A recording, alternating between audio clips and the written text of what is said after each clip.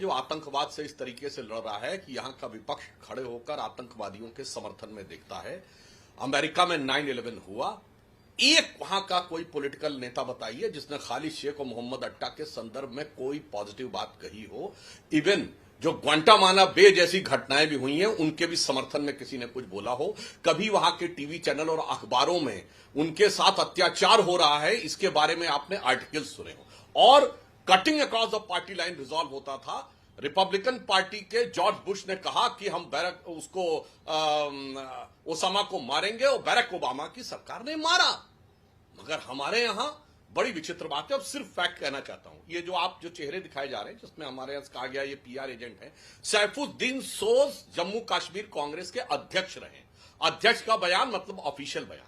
उन्होंने किताब में लिखा है कि कश्मीर को भारत से अलग हो जाना चाहिए, और ये हमारी सरकार आने से पहले की बात है। अब बता रहा हूं, ये मणिशंकर अय्यर सरकार में मंत्री रहते हुए, हमारी सरकार आने से पहले की बात है, अफजल गुरु की फांसी के ऊपर खेद व्यक्त कर चुके हैं और हालात का मारा कह चुके हैं, जबकि इन्हीं की सरकार ने उसको फांसी दी थी।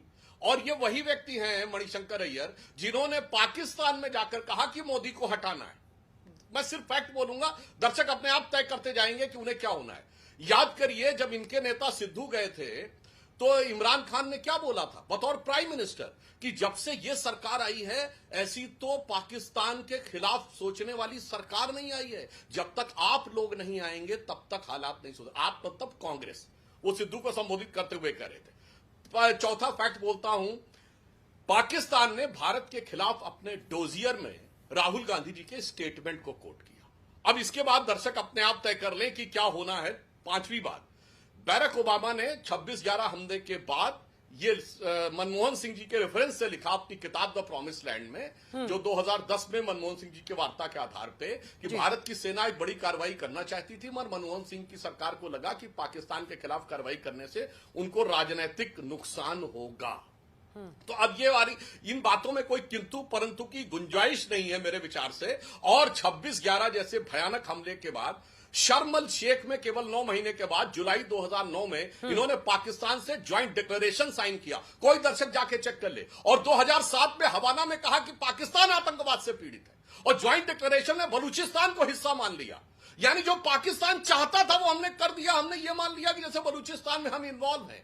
इसके बाद आप सोचिए, और फवाद चौधरी जो अभी बोल रहा है, इसी चुनाव में इसने राहुल गांधी जी की प्रशंसा में कसीदे पढ़े हैं। इसका ट्वीट अवेलेबल है। नेहरू जी के पक्ष में ट्वीट, नेहरू जी तक पहुंच गया वो, और कह रहा है कि और इस समय के पाकिस्तान के मीडिया के स्टेटमेंट्स देख लें कैसे कोट किए जा रहे हैं। सिद्धारमैया का स्टेटमेंट, अरे भाई कैबिनेट कमेटी ऑन सिक्योरिटीज की बैठक होने वाली है, सिद्धारमैया जी बन गए सिक्योरिटी एक्सपर्ट कि लड़ने की जरूरत नहीं। पाकिस्तान कह रहा वॉर शुरू हो चुकी है इंडस ट्रीटी को कैंसिल करने से, और सिद्धारमैया कह रहे वॉर की जरूरत नहीं है। तो मुझे लगता है एक पंक्ति में मैं कहना चाहूंगा, हमारे इस देश का दुर्भाग्य रहा है कि हम कभी नहीं है हारे हैं, हम कभी नहीं भी हारे हैं दुश्मन के छल छंदों से, हम तो सदा ही हारे हैं अपने घर के जयचंदों से। ठीक है सुप्रिया जी, अब आप जवाब दीजिए। क्या आप लोगों को यह समझ में आ रहा है कि ये जो पोस्टर आप लोगों ने लगाया है वो बेहद ही, मतलब इसकी कोई जरूरत नहीं थी, शर्मिंदा करने वाला ये पोस्टर है। और मैं इसके पीछे आपको वजह बताती हूं। जब पूरा देखिए, आजकल जब भी युद्ध होता है वो दो स्तर पर होता है। एक तो जमीन पर जो कुछ किया है पाकिस्तान ने, आतंकियों ने हमारे निहत्थे मासूम नागरिकों को मारकर, दूसरी तरफ एक प्रोपेगेंडा सोशल मीडिया वॉर चलता है। हम उसमें कैसे साथ दे सकते हैं जब पूरा हिंदुस्तान ये कह रहा है कि जनरल आसिफ मुनीर लापता है, सब उसके पीछे पड़ रहे हैं। वही आसिफ मुनीर जिसने एंटी हिंदू रैंट के जरिए उकसाया लोगों को। आप पीएम का ऐसी तरह की तस्वीर डालें, क्या ये मतलब अपने आप में शर्मिंदा करने वाला नहीं है, गलत नहीं है? 3.5 मिनट करीब उन्होंने बोला और लगभग 1 मिनट का आपका सवाल था। मैं आशा करती हूं जैसे उनको नहीं टोका गया था मुझे भी नहीं टोका जाएगा। सर्वप्रथम तो मैं बीजेपी से सवाल करना चाहती हूं और आज फिर आपसे भी सवाल करना चाहती हूं। ये मोदी जी का पोस्टर है, ये आपको किसने कहा? इस पोस्टर में ना हाथ है ना पैर है, एक शानदार कपड़ा पहने व्यक्ति कोई खड़ा हुआ है और गायब लिखा हुआ है। तुषार कपूर की एक पिक्चर थी गायब, उससे प्रेरित है ये। वो गायब हो जाता था हर मौके पर, उससे प्रेरित है ये। बीजेपी के मन में इतना मैल है, इतनी विषाक्त है, इतनी हिंसा और इतनी नफरत है कि इनको इस तरह की बातें दिख रही हैं। जय हिंद दोस्तों, अभिषेक ऑफिशियल टीवी में आपका स्वागत है। आपने इस डिबेट के वीडियो में देखा और सुना होगा कि कैसे लोगों ने अपनी तरह तरह के रिएक्ट दिए पहलगाम आतंकी हमले को लेकर। वहीं देश के अंदर बार विवाद चल रहा है बातों को लेकर पार्टियों में। ऐसे तो दिखाया जा रहा है कि सब एक समान है, लेकिन वो अलग अलग ट्विटर पर अलग अलग बयानबाजी हो रही है। और एक और मैडम है जिनके अकाउंट में 500 रुपये बचा, वो तो अलग ही लय में चल रही हैं। तो आपने सबके बातों को सुना होगा और देखा होगा। इसी से पता चलता है अमेरिका और भारत में क्या डिफरेंस है।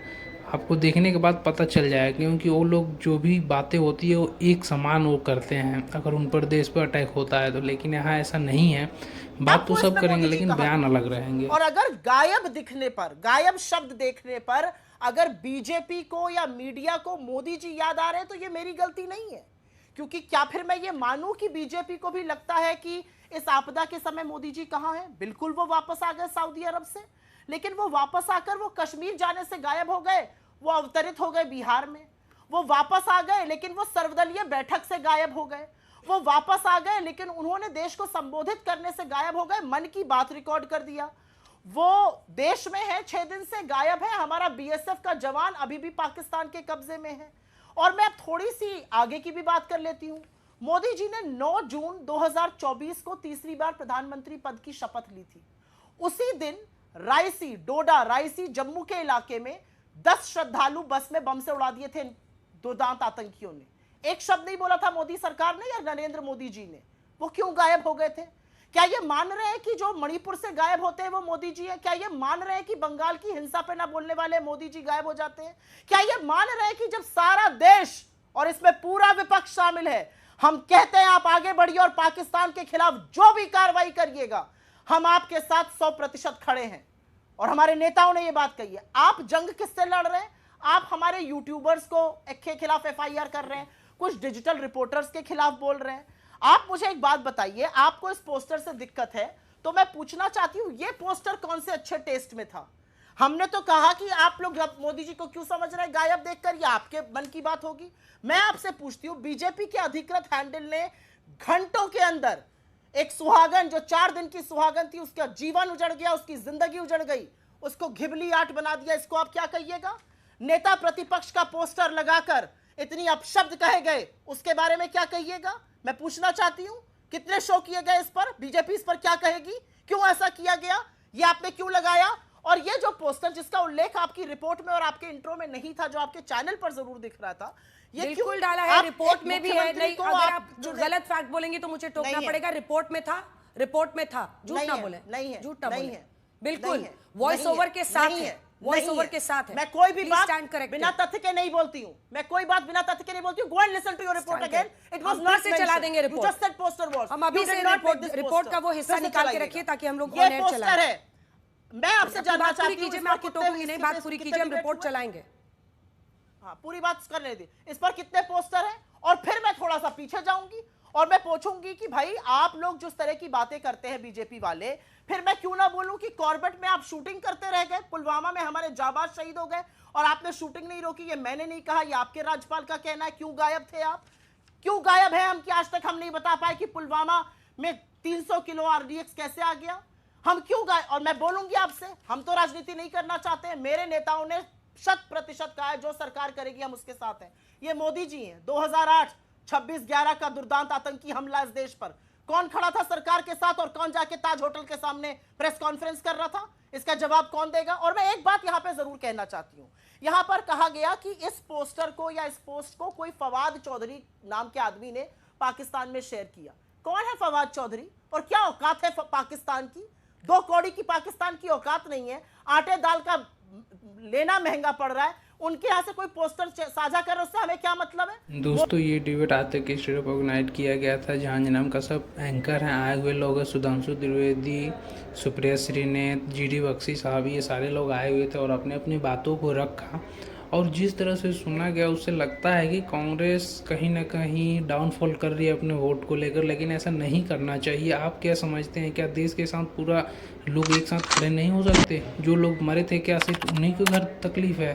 अगर आपके साथ ऐसा होगा तब आपको पता चलेगा वो समय क्या बीतता है। तो आप क्या समझते हैं, कमेंट कीजिएगा। आप सभी को वीडियो देखने के लिए बहुत बहुत धन्यवाद। मिलते हैं अगली वीडियो में। जय हिंद, जय